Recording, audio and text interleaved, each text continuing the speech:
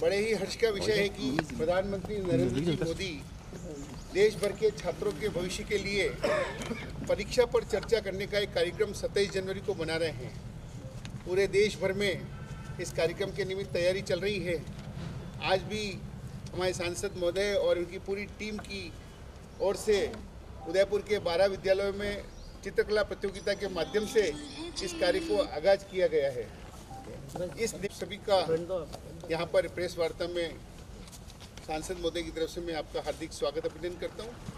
एवं हमारी जो समिति है, इस समिति के आदरणीय राम जी भाई साहब, मनोहर जी भाई साहब, डॉक्टर शिल्पा जी, हमारे क्षेत्रीय पार्षद आरती जी, आप सभी का भी मैं स्वागत अभिनंदन करता हूँ। और आदरणीय सांसद महोदय से निवेदन करना चाहूँगा कि आप प्रेस को अपनी बात कहें। आदरणीय अर्जुन। धन्यवाद। जन समिति के सभी माननीय सदस्यगण, पार्षदगण और मेरे सभी अजीज मित्रों, प्रेस के मेरे सभी साथी मित्रों, पिछले 3 साल से हमारे देश के यशस्वी प्रधानमंत्री जी बच्चे परीक्षा जब देने जाते हैं तो बहुत ही तनाव में रहते हैं और उस तनाव मुक्त परीक्षा में बैठे अच्छे अंक प्राप्त करें, मेरिट में आए और देश के अच्छे नागरिक बने। इस हेतु ये एक उन्होंने अपना एक मिशन शुरू किया कि पहले तो उन्होंने अभी 23 तारीख को वो दिल्ली में सभी देश के विभिन्न राज्यों के विद्यार्थियों को, अभिभावक गणों को और शिक्षक गणों को बुला के उन पे अरूबरू चर्चा करेंगे और पिछले 3 साल से ये करते आ रहे हैं। उसी के तहत 23 तारीख को वो करेंगे। लेकिन पूरे देश के विद्यार्थियों को जोड़ने के लिए, विद्यार्थियों को एक संदेश देने के लिए कि कैसे परीक्षा में बैठने से पहले जो तनाव रहता है, परीक्षा देता है जब तनाव में रहता है, चिंता में रहता है, घबराहट रहती है, उस घबराहट को कैसे दूर करे और परीक्षा में तनाव मुक्त होकर परीक्षा देवे और अच्छे अंक प्राप्त करे, अच्छी परीक्षा देवे, अच्छा देश का भावी नागरिक बने, अच्छा इंजीनियर, डॉक्टर, वकील, पत्रकार, जो भी देश का भावी नागरिक बनना है उसके लिए वो अपनी परीक्षा में अच्छी तरह से फ्री मूड होकर देवे। इस उद्देश्य से लगातार हमारे देश के यशस्वी प्रधानमंत्री जी ये कार्यक्रम आयोजित कर रहे हैं। आज मेरे अपने संसदीय क्षेत्र उदयपुर में 8 विधानसभा है। सभी विधानसभाएं हमने अलग अलग, लेकिन शहर और ग्रामीण 2 विधानसभाओं में 12 स्कूलों का हमने चयन किया और उन विद्यालयों में पढ़ने वाले सभी 9 से लेकर 12th बच्चों का ड्राइंग एंड पेंटिंग, चित्रकला, कैसे पेंटिंग पे अपने भाव उखेरे, देश का अच्छा नागरिक बनने के लिए क्या भाव व्यक्त करे, कैसे तनाव मुक्त होकर वो परीक्षा में बैठे, उससे संबंधित विभिन्न टॉपिक उनको दिए गए हैं। उन टॉपिक के पर आज परीक्षाएं आयोजित हो गई है। लगभग 2000 के आसपास बच्चों ने, 2115 बच्चों ने, बालक और बालिकाओं ने, 9 से 12th बच्चों ने अभी परीक्षा संपन्न हो चुकी है। हम लोग वहाँ से ही आए हैं और मुझे बड़ी खुशी है।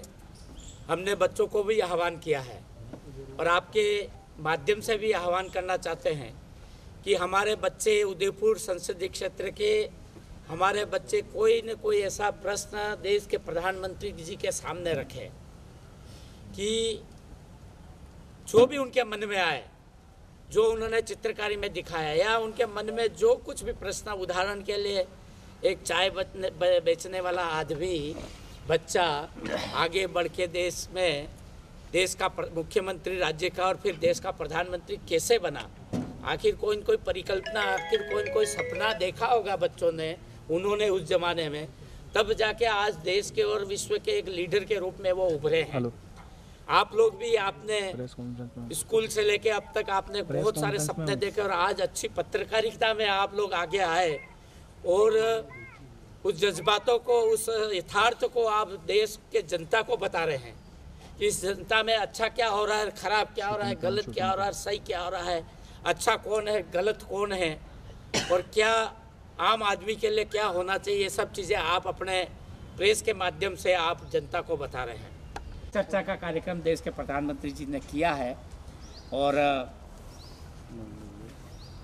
जो आज परीक्षा हो रही है उसमें प्रश्न पूछने वाले बच्चे अगर 2 दिन में हम प्रिंसिपल साहब को, प्रभारी महोदय को हमने हमारी तरफ से एक निर्देश तो नहीं कह सकते, हमने सूचना दी है, प्रस्तावना दी है कि आप में से कोई भी बालक बालिका या कोई भी टीचर्स, प्रोफेसर्स या कोई भी अभिभावकगण उस विद्यालय का नाम से एक क्वेश्चन बना के हमको भेजेंगे तो हम प्रधानमंत्री कार्यालय में इसको भेजेंगे और 23 तारीख तक इसकी स्क्रूटनी होगी और उसके बाद 27 तारीख को प्रधानमंत्री जी जो आधा घंटा उनके परिसर पे चर्चा करेंगे, उसमें किसी न किसी बालक से, किसी न किसी अभिभावकगण से, किसी न किसी प्रोफेसर, अध्यापक, गुरुजनों से बात करेंगे।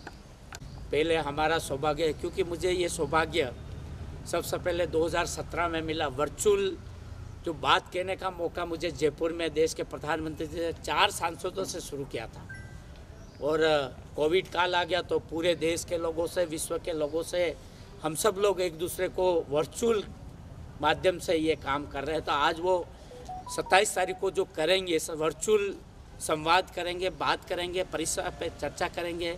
हमारा सौभाग्य, भगवान हमें ये स्कूटनी में हमारा नाम आ जाए तो हमारा सबका भी उसमें सौभाग्य होगा। हमारा कोई बच्चा, हमारा कोई अध्यापक, हमारा कोई उसमें करेंगे, क्योंकि आज परीक्षा पे चर्चा पे कार्यक्रम पर ही मेरा ध्यान है और इसी पे मैंने आज प्रेस कॉन्फ्रेंस की है। और काफ़ी लंबे समय से जब पिछले बजट सत्र में मेरा स्वास्थ्य थोड़ा गड़बड़ हो गया और अभी आपके आशीर्वाद से, आप सबकी दुआओं से, कार्यकर्ता और जनता की दुआओं से वापस आपके बीच में एकदम सहज उपस्थित हो गया हूँ। तो मेरी भी एक इच्छा थी कि मेरे प्रेस के साथी मित्रों से, ऐसे तो परिकल्पना बहुत कर रखी है लेकिन उस परिकल्पना को आज नहीं बताएंगे, क्योंकि कई बार क्या होता है, सपना जो देखते हैं वो शायद साकार नहीं भी हो तो मेरे लिए एक झूठा साबित हो जाएगा। मैं वो झूठा साबित होना नहीं देना चाहता हूँ। तो वो अभी हमारी अंदर की बात है, हम इसमें कहीं उल्लेख नहीं करना चाहते हैं। लेकिन मेरी इच्छा थी कि आपके साथ बैठ के चाय पी जाए, भोजन किया जाए और आपसे हरूबरू बातचीत की जाए और हमारे पार्टी के आयोजन के जितने माननीय प्रभारी बने हैं, सदस्य गण हैं, उनके साथ भी थोड़ी बातचीत हो जाए, चर्चा हो जाए। इस संबंध में ही आप सब लोगों को मैंने आमंत्रित किया था और आपके सौभाग्य से मैं पिछले 5-7 दिन से ये जो हमारा असम में जो है, गुवाहाटी में कामाख्या देवी, कल ही परसों दर्शन करके आया हूँ। बच्चा कहाँ है, उसकी मिठाई प्रसाद लाके जरूर सबको एक एक प्रसाद जरूर देंगे। और उसी पहले भुवनेश्वर में हमारे जो जगन्नाथ मंदिर का भी दर्शन करके आया हूँ। तो जनता के आशीर्वाद के लिए और जनता के खुशहाली के लिए, हम सब के खुशहाली के लिए थोड़ी मैंने प्रार्थना की। तो मैं समझता हूँ आने वाले समय में हम सबकी प्रार्थना सफल होगी, भगवान हमें पूरी करेंगे। इन्हीं उम्मीद के साथ आप कुछ बात पूछना चाहते हैं तो शायद हम बात करेंगे। धन्यवाद। कि इस पूरे देश में नवोदय पूरे ज़िले में, एक ज़िले में जैसे 1 या 2 ही होते हैं, इससे ज़्यादा नहीं। हमारे यहाँ मावली में है नवोदय विद्यालय, लेकिन देश के प्रधानमंत्री जी के दिमाग में ये बात आई कि शहरों में नवोदय विद्यालय कहीं 1 है, 2 है। मेरा प्रयास है अभी कि उदयपुर ज़िले में एक और नवोदय विद्यालय में स्थापित करने के पूरी पुरजोर कोशिश में हूँ। आपकी बात को हमारे मंत्रालय और मंत्री जी सुन लेंगे और हमारा प्रयास सफल होंगे तो हम आने वाले समय में एक नवोदय विद्यालय इस ज़िले में और ले लेंगे। लेकिन इस नवोदय विद्यालय के तर्ज पर देश के प्रधानमंत्री जी ने एक और बात सोची है। वो बात है देश में एकलव्य मॉडल रेजिडेंशियल स्कूल 750 विद्यालयों की घोषणा की, जिसमें से 400 के आसपास बन के तैयार हो गए। और मुझे ये बात कहते हुए बड़ी खुशी है कि मेरे अपने संसदीय क्षेत्र में, मेरे अपने राज्य में केवल 11 एकलव्य मॉडल रेजिडेंशियल स्कूल की घोषणा हुई और अभी काम शुरू हुआ है। लेकिन मुझे कहते हुए गर्व है कि 11 में से अकेले उदयपुर, मेरे संसदीय क्षेत्र में 6 एकलव्य मॉडल रेजिडेंशियल स्कूल अपने उदयपुर क्षेत्र में खोले गए हैं, जिसमें झाड़ोल में है, सलूनपुर में है, खेरवाड़ा में है, लसाड़िया में है और दरियावद में है, गोगुंदा में है। इस तरह से 6 विद्यालयों का, जिसने संपूर्ण नवोदय पैटर्न पे वहाँ का स्टाफ, वहाँ की शिक्षा प्रणाली, और वहाँ के सारी व्यवस्था रहने के, खाने पी सब कुछ सरकार करेगी। और आज एक और बात जोड़ी जाएगी कि वहाँ जो संस्कार दिए जाने चाहिए वो गुरुकुल पद्धति जो पूर्व में चली आ रही थी, उस पद्धति के अनुसार उसको चलाया जाए पूरे देश में, नवोदय विद्यालय में भी और एकलव्य मॉडल रेजिडेंशियल विद्यालय में भी। इस बात को हम पुरजोर शब्दों में पार्लियामेंट अभी जो 31 तारीख से हमारी शुरू होने जा रही है बजट सत्र में, इस बात को हम नियम और प्रक्रिया जो होती है पार्लियामेंट में, वहाँ हमें सब्जेक्ट डालना पड़ता है, फिर स्क्रूटनी होती है, फिर लॉटरी से निकलती है। भगवान करे हमारी लॉटरी इन दिनों में कभी न कभी निकल जाए, तो इस मुद्दे को हम लोकसभा में उठाएंगे। और नहीं भी उठाएंगे तो पत्र के माध्यम से एचआरडी मिनिस्टर और देश के प्रधानमंत्री जी को हम ये चिट्ठी लिखेंगे आपकी कि पूरे देश में इस तरह की गुरुकुल व्यवस्था है, जहाँ नवोदय विद्यालय है और जहाँ एकलव्य मॉडल रेजिडेंशियल विद्यालय है, उसमें तो कम से कम एक बार मास्टर प्लान के माध्यम से, एक बार पायलट प्रोजेक्ट के माध्यम से उसको शुरुआत की जाए। या ये करेंगे हम। मैं जब से सांसद बना, क्योंकि उसके पहले मैं 5 साल में विधायक भी रहा सलूमबर से, तो मेरा उस समय तो सरकारी नौकरी से आया था, बहुत ज़्यादा काम करने का पैटर्न, आप सब लोगों से मिलजुल रहने का, सारी चीज़ें मेरे को धीरे धीरे, जैसे आज बच्चा क्लास में कॉलेज में जाता है तो मुझे सीखने मिला। लेकिन मैं जब से 2014 से नरेंद्र मोदी जी के नेतृत्व में मेरे भारतीय जनता पार्टी की सरकार में एक जनप्रतिनिधि, एक सांसद के रूप में मुझे जाने का मौका मिला, तब मेरे मन में बहुत सारे सपने थे कि मैं जनता के लिए ऐसा करूँगा, वो करूँगा, गरीबों के लिए ये वो ये।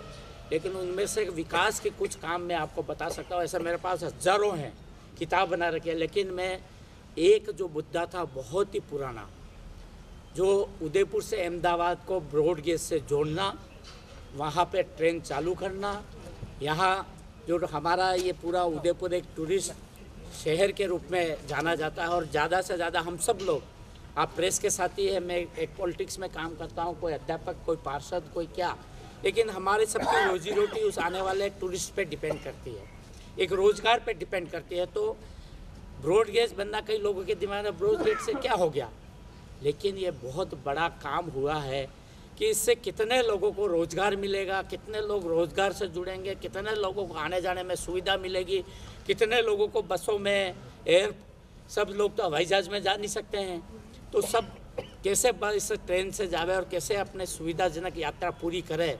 ये बहुत बड़ा काम ब्रॉड गेज का हमारे देश के प्रधानमंत्री नरेंद्र मोदी जी और रेल मंत्री जी ने जो अधूरा पड़ा था, जो घोषणा हुई थी मात्र, उसको पूरा करने का काम नरेंद्र मोदी जी की सरकार ने किया।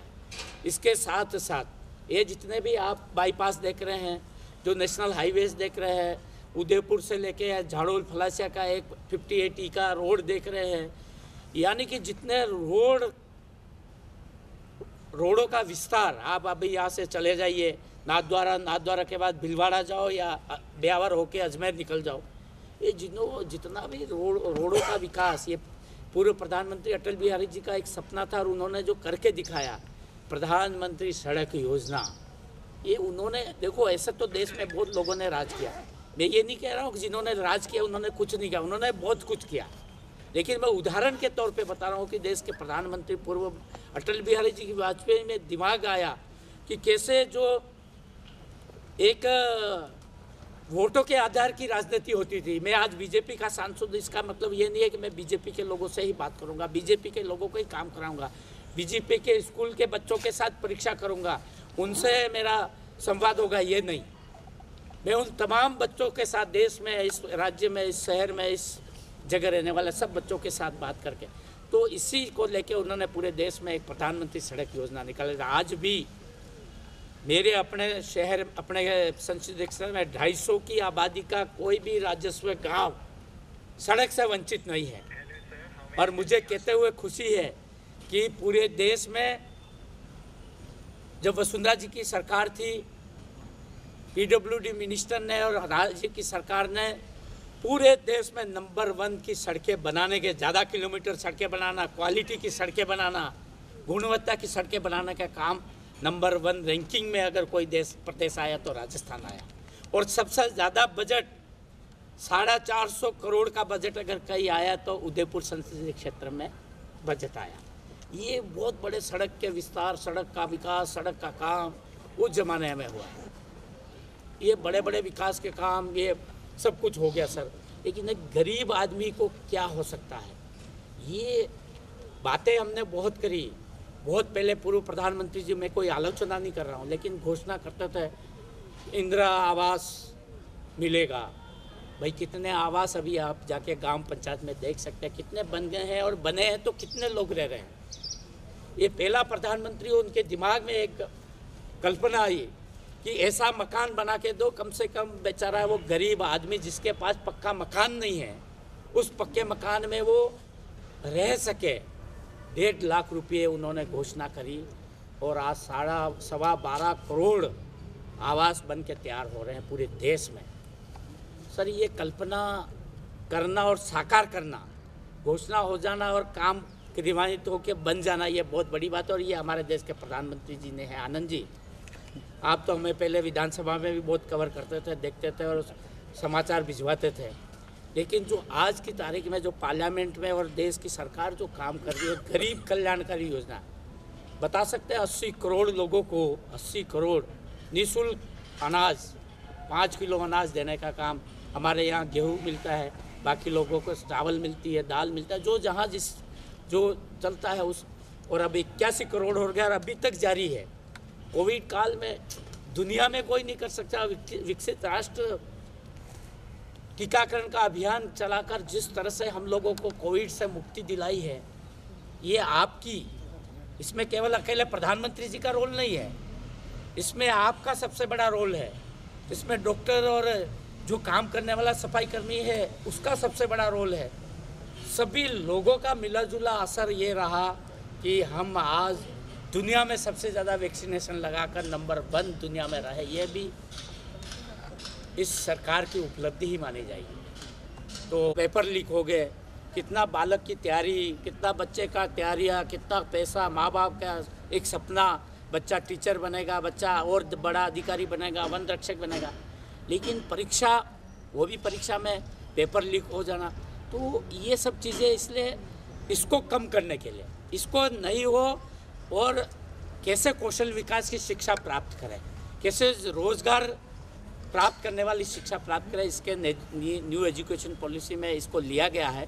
और ये भी किया जाएगा कि आपने जो बात कही वो बहुत सही है, धीरे धीरे करके बच्चा बोझ से कम हो जाए, ये भी आगे आने वाले समय में किया जाएगा।